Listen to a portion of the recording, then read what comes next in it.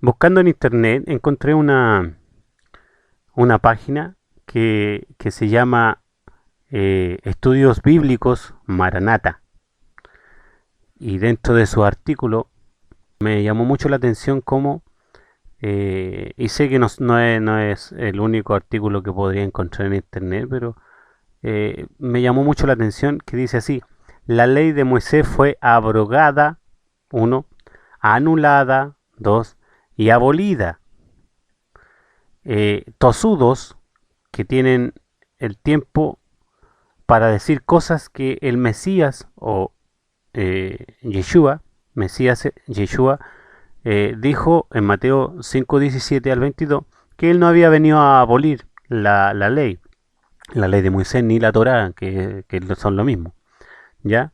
Y aquí después dice, y fue sustituida por la perfecta ley de la libertad en la gracia. Bueno, obviamente aquí esta persona o este grupo de personas que tiene esta página arriba en internet no entienden mucho lo que es la gracia del Señor y la ley del Espíritu para la iglesia. O sea, realmente como muchos cristiandad piensan de que ellos, la iglesia, fue con la que se hizo el nuevo pacto. Y citan algunos unos textos que aquí me gustaría analizar. Esperemos que podamos analizarlos todos y si no, vamos a seguir analizándolos. ¿Por qué? Porque los textos, ellos citan textos eh, separados totalmente del contexto. Así que, y uno de los primeros textos que ellos citan, ya, es Hebreos, Hebreos capítulo 7, Hebreos capítulo 7, versículo 18 y 19. Fíjense, dos versiculitos para tratar de sostener una doctrina. Y vamos nosotros a leer estos dos versículos y después vamos a darle el sentido que Pablo quiso entregar en estos dos versículos. Por ejemplo, dice así: queda pues abrogado el mandamiento anterior a causa de su debilidad e ineficacia. Y versículo 19, pues nada perfecciona la ley y de la introducción de una mejor esperanza por la cual nos acercamos a Dios. ¿Ya? Y con eso dicen, no, es que fue abrogada el mandamiento, fue abrogada la ley de Moisés. Pero veamos realmente qué fue lo que Pablo quiso decir, y para eso vamos a ir a leer todo el capítulo para entender bien en el contexto en el cual están estos dos versículos. Y si no, y si usted lee algo que esté hablando en contra de la palabra de Dios, usted tiene que leer todo el capítulo, y si el capítulo no le hace entender bien, tiene que leer todo el libro.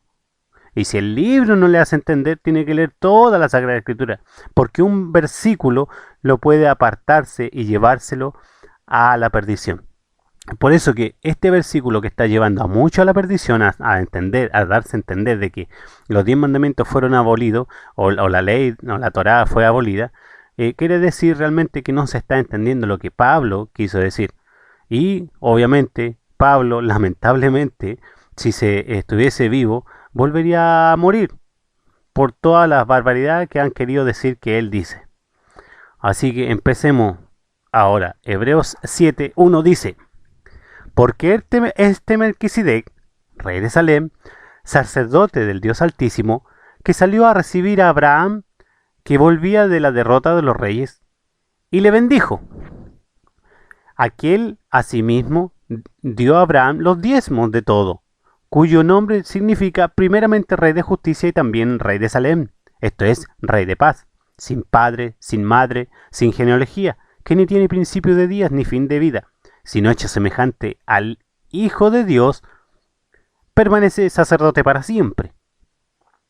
Considerad pues, fíjense lo que está diciendo aquí Pablo, versículo 4, considerad, o sea, ¿qué es lo que significa considerar? Miremos, observemos, pensemos, meditemos en esto. Pues, ¿cuán grande era este? ¿Quién?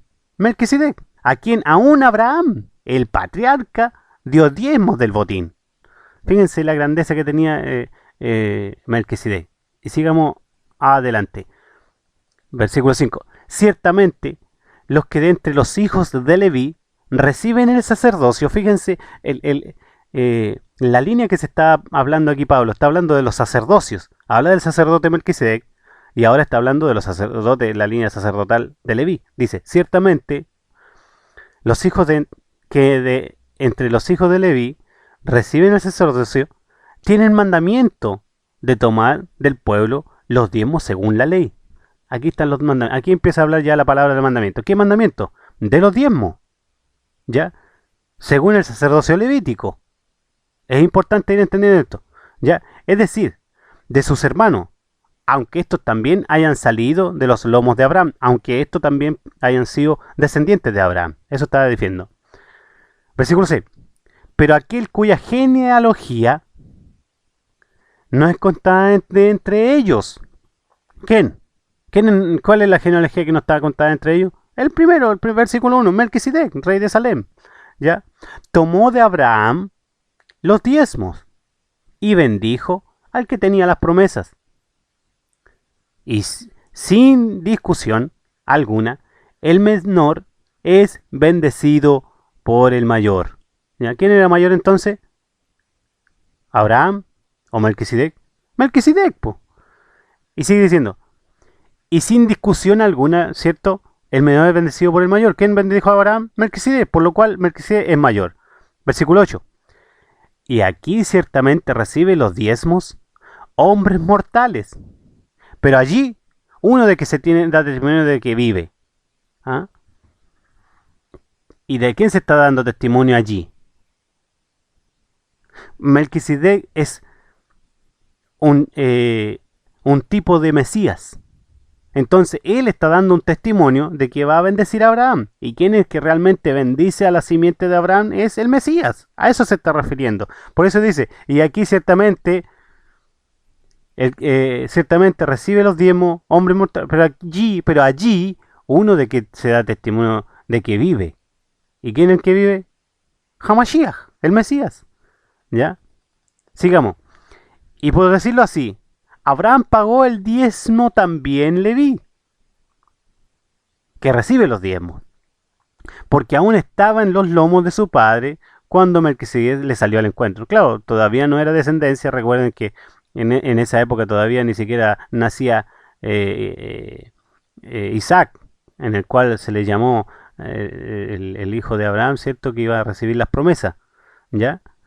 Y obviamente Leví salió de los lomos de Jacob, o sea, es descendiente de Jacob, Jacob de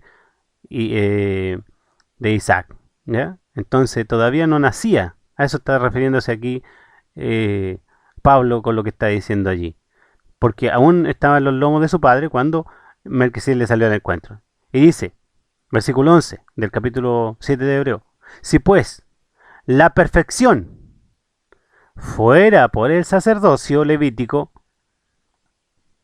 porque bajo él recibió el pueblo la ley, ¿bajo qué? Bajo el sacerdocio levítico. ¿Qué necesidad habría aún de que se levantase otro sacerdote según el orden de Melquisedec y que no fuese llamado según el orden de Aarón? ¿Se dan cuenta que aquí está hablando del mandamiento del orden de la descendencia del sacerdocio? Está hablando del sacerdocio y no de la Torá, el sistema sacerdotal y no de la Torá. Tenemos que entender todo el contexto. Versículo 12 del 7, sigamos, dice, porque cambiado el sacerdocio, es necesario que haya también cambio de ley. Y aquí es importante entender, ¿cierto? Aquí la palabra clave es cambio, ¿ya? Y cambio no significa desechar.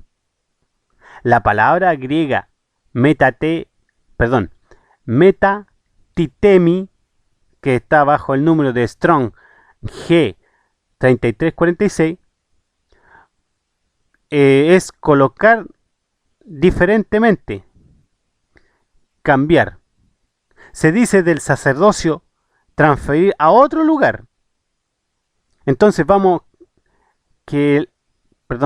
entonces vemos que el sacerdocio no ha sido eliminado, sino que fue transferido. Y obviamente Si no se está hablando, si se está hablando de la Torá, o sea, perdón, si se está hablando de un sacerdocio, no se está hablando de Torá, por lo cual la Torá no fue eliminada, sino que dice metatesis, según el bajo del número de Strong 3331. Transposición o transferencia de un lugar a otro. Tiene el significado de cambio en Hebreos 7:12. En relación con la necesidad de un cambio de ley si el sacerdocio es cambiado. Entonces vemos que la Torá fue movida de un lugar a otro. De las tablas de piedra, fíjense, de las tablas de piedra al corazón del hombre. Según lo que también cita Jeremías 31:33. Así que en ninguna manera la Torá fue eliminada, sino transferida al corazón. Metatesis. ¿Ya? Estoy entendiendo estos pequeños detalles para no equivocarnos lo que estamos analizando. ¿Ya? Versículo 13. Y aquel que y aquel de quien se dice esto es de otra tribu, de la cual nadie sirvió al altar, porque manifiesto es que nuestro Adón, o nuestro Señor, vino de la tribu de Judá, de la cual nada habló Moisés tocante a sacerdocio. ¿Se dan cuenta? Que está hablando de la línea sacerdotal. Y esto es, versículo 15, y esto es aún más manifiesto. Si a semejanza de Melquisedec se levanta un sacerdocio distinto, se levanta un sacerdote distinto, no constituido conforme a la ley del mandamiento acerca de la descendencia, ahí está mucho más claro, sino según el poder de una vida indestructible, versículo 17, pues se da testimonio de él. Tú eres sacerdote para siempre según el orden de Melquisedec. Versículo 18. Queda pues abrogado el mandamiento anterior a causa de su debilidad e ineficacia. Ahí está el versículo 18 que citan ellos. Pero ¿de qué mandamiento está hablando? Y vamos a ver si realmente abrogado es abrogado aquí. Dice el mandamiento anterior es el levítico en cuanto al sistema de Kohanim o de sacerdocio, y fue obviado o puesto a un lado hasta el regreso de Yeshua y la reedificación del templo. No fue abolido tampoco, fue puesto de lado. ¿Ya? Porque cuando ya venga Yeshua, porque Yeshua está haciendo intercesión en el cielo, cuando venga Yeshua va a haber una unión de sacerdote, de sistema sacerdotal. Va a estar el Levítico y va a estar el segundo en el orden de Melquisedec. ¿Ya? Eso se puede entender si se estudia, por ejemplo, Jeremías, Isaías y Ezequiel, para entender el sacerdocio que trae el Hijo de Dios, Yeshua HaMashiach. Entonces, y terminamos con el 19 que dice, pues nada perfecciona la ley, obvio, y de la instrucción de la mejor esperanza por la cual nos acercamos a Dios. ¿Ya? No se está aboliendo la Torá, no se está aboliendo la ley de Moisés, como dicen estos supuestos maestros de la Biblia, ahí en Estudios Bíblicos Maranata. Dice, está hablando del sistema de sacerdocio levítico, y no llevó nada a perfección porque eran humanos, eran seres humanos que tenían que morir, que tenían que padecer, y por eso tenían que ir cambiándose, y por eso tenían la ley de la descendencia. Pero ahora el sacerdocio está en manos del Hijo de Dios, de Yeshua, el Mesías. De modo que Yeshua ha sido somos sacerdotes desde el cielo, sin necesariamente porque no hay una necesidad de abolir la Torá.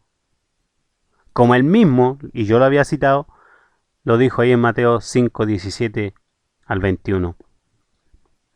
Y lo podemos leer, textual. No penséis que he venido para abrogar la ley de los profetas. No he venido para abrogar, sino para cumplir. Porque de cierto os digo que hasta que pase el cielo y la tierra, ni una jota ni una tilde pasará de la ley hasta que todo se haya cumplido. La pregunta es, ¿todo se cumplió? No. De manera que cualquiera que quebrante uno de estos mandamientos, muy pequeño y así ensemado en el reino de los cielos, y los pequeños no entran al reino de los cielos, mas cualquiera que los haga y los enseñe, este será llamado grande en el reino de los cielos. Porque os digo que si vuestra justicia no fuere mayor que la de los escribas y fariseos y los supuestos maestros por ahí que se estaban levantando, ¿cierto? No entraréis al reino de los cielos. ¿Ya? Entonces es importante entender todo lo que la Sagrada Escritura está diciendo, no un versículo disque por ahí. ¿Ya? Si sigue el versículo 20, y todo no fue hecho sin juramento, porque los otros ciertamente sin juramento fueron hechos sacerdotes, pero con el juramento del que dijo, juró el Señor y no se arrepentirá. Tú eres sacerdote para siempre, según el orden de Melquisedec. Ahora bien, los levitas no han sido desechados, sino que cuando Yeshua regrese para el templo que se tiene que reconstruir, que lo va a reconstruir él los restituirá para su servicio en dicho templo. ¿Ya? Como lo que habíamos dicho anteriormente. Seguimos leyendo para terminar el capítulo, para que se entienda completamente lo que se está hablando aquí en él. Por tanto, Yeshua es hecho fiador de un mejor pacto. Y los otros sacerdotes llegaron a ser muchos debido a que, por la muerte, no podían continuar. Es obvio. Mas por cuanto permanece para siempre, tiene un sacerdocio inmutable. Yeshua es el primero en resucitar entre los muertos y es inmortal. Nosotros no lo somos, puesto que no hemos muerto, no hemos sido resucitados. Él es la primicia. Se presentó como primicia, eso lo entendemos, en los días de las primicias. Por lo cual, puede también salvar perpetuamente a los que por él se acercan a Dios, viviendo siempre para interceder por ellos.